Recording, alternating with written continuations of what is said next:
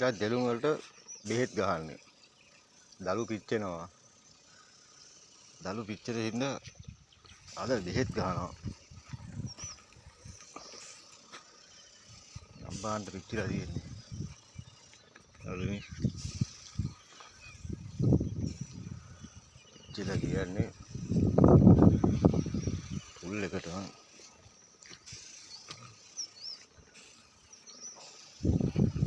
කී බැක්ටියත් බැස්සා වගේ.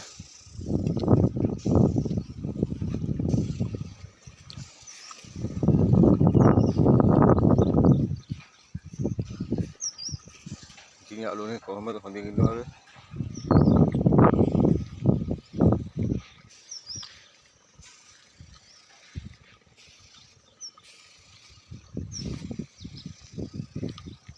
මේ දවස් ටිකේ වැහලා ඊයේ අද තමයි පායලා තියෙන්නේ. අදත් වහින්න වගේ තියෙනවා.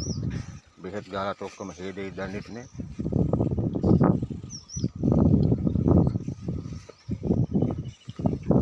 ඒකත් නැති වැඩක් නැහැ.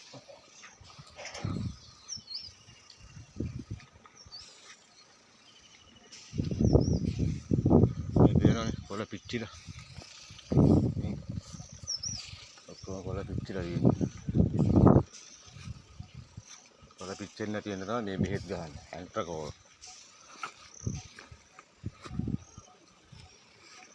මේ දවස් ටිකේම තනකොළ කපලා වැස්සේ වරුවයි. එක පැත්ත කපලා ඉද්දිද මේ පැත්ත කපුවා අර පැත්තේ එහා පැත්තේ වැවිලා.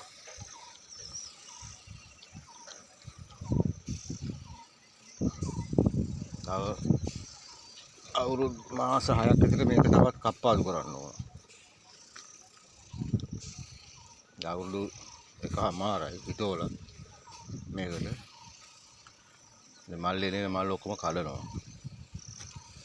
මල් කඩලා ඊට පස්සේ තව මාස එකමාරක් මාස 6ක් යනකොට තමයි ගෙඩි අල්ලන්න අරින්නේ. ගහ පොඩ්ඩක් මෝරන්න ඕන.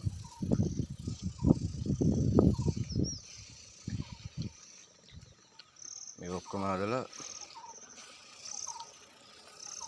ඊට පස්සේ තව ටිකක් තියෙනවා හිතවන්න. අම්බ ටිකක් තියෙනවා. අද ඒ පැල ටිකක් දෙයි. අම්බ ටික හිතවන්න ඕන. තව දෙළුම් පැල ටිකක් එනවා.